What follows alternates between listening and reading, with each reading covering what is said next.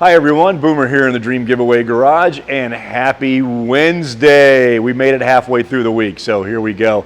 And today I'm here with our 69.5 Dodge Super Bee. Wow, this is an important car because it's not super rare, but it's still rare these days, okay? This has been through a full rotisserie restoration. It's in this beautiful, I think they call this apple green. It's gorgeous.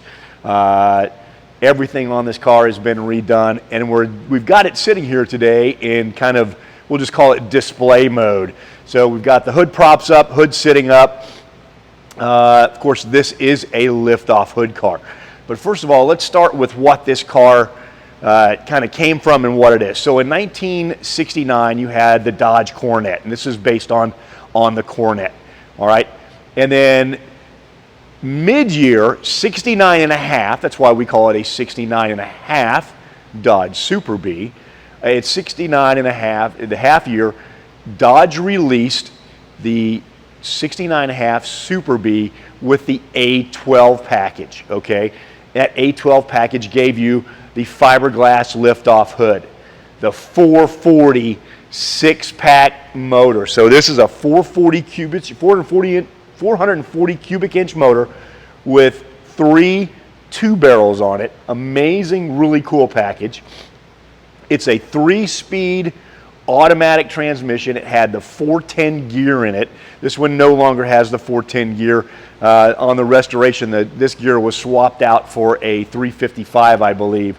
Still a nice tall gear, especially for a 3-speed automatic transmission.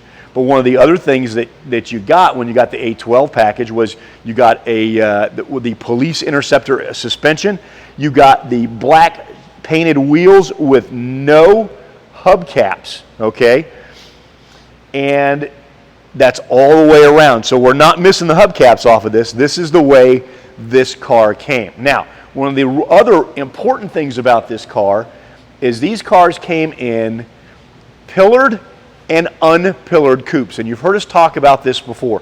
But if this is the first time you're watching it, okay, a pillared coupe has this permanent pillar in here.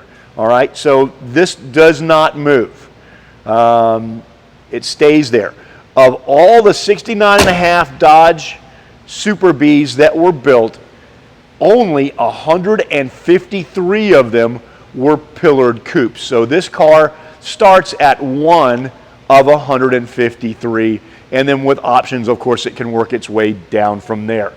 I mean, just an amazingly beautiful car. What do we got? What do we got for questions, PJ? I'm laughing because Young writes, Boomer, AKA Tony Stark. If only I had Tony Stark's money and was like 1/4 as smart, we'd be doing a whole lot better. But thank you very much. I appreciate that. Man, and this is, I mean, just a gorgeous, gorgeous car. Let me open the door and let PJ look inside there. The interior has all been redone as it was in 69. A lot of times you'll get folks that'll throw, tacks in there and some other stuff, but when this car was redone, I mean, it was done, right back to factory spec. I mean, and this is so cool.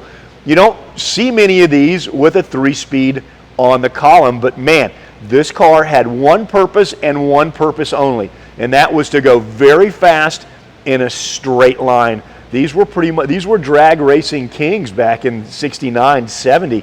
I mean, you're talking about a 440 motor that I think was advertised at like 390 horse, but I think it probably made well north of there. Just an amazingly cool car with a 3-speed on the column and a 411 gear. You could probably pass everything but a gas station. So, and of course now you can pass a gas station because there's no gas. But that's a whole nother story. All right, so tell you what, let's go ahead. Let me jump in here and I will fire this thing up for you.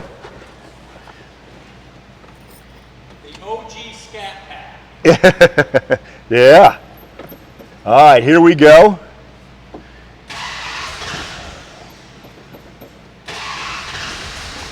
Come on, baby.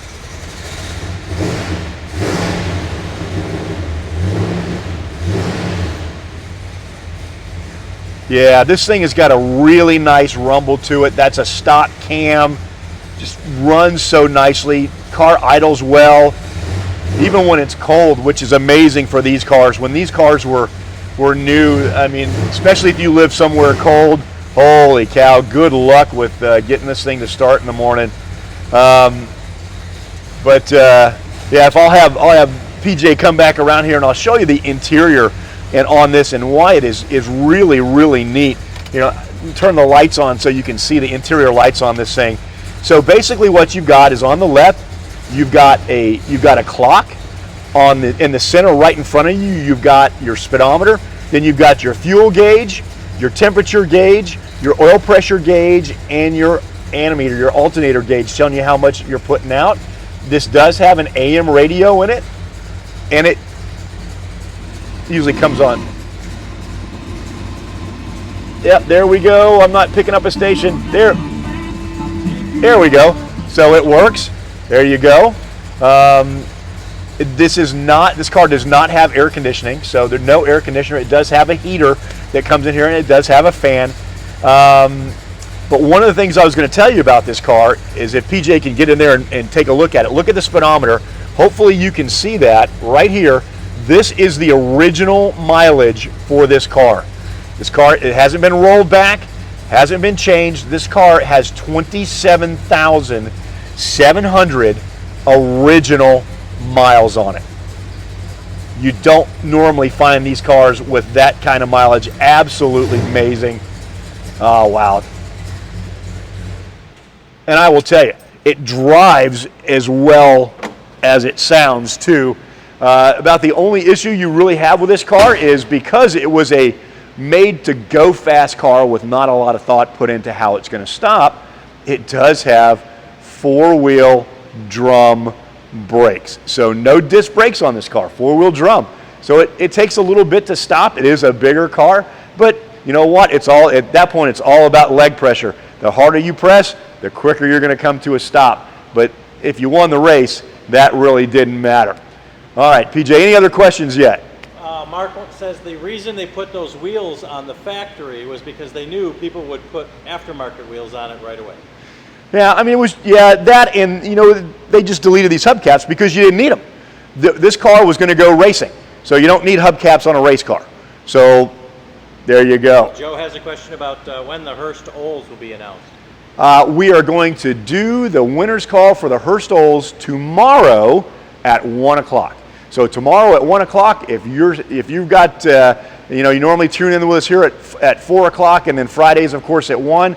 Hey, tune in tomorrow with us at 1 o'clock on, I think we're doing it live on, we do it live on Instagram. We do it live on, it's live on Instagram. So live on Instagram. So look us up on Instagram, get on over. So, all right.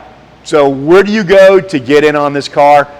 Remember, go to www.dreamgiveaway.com. Make that donation to charity, and you'll be in it to win it. We've got 9 great charities. They are all about helping kids, helping cancer survivors, helping cancer research, helping veterans, lots and lots of stuff out there. And the money is for a great cause. And in the end, of course, you get either a beautiful car or a pair of beautiful cars. And don't forget, as always, we pay the federal tax on these cars when you win them.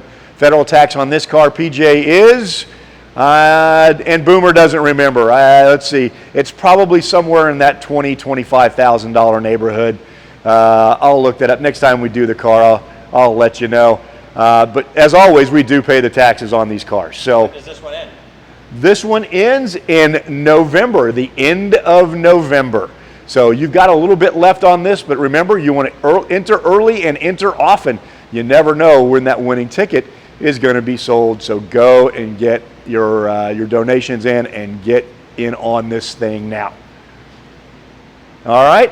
Okay, folks. Tell you what, that's a little short one today. Hopefully Chris will be back tomorrow because I think he's got probably more to say than I do. So you guys have a great day. And remember, go to www.dreamgiveaway.com.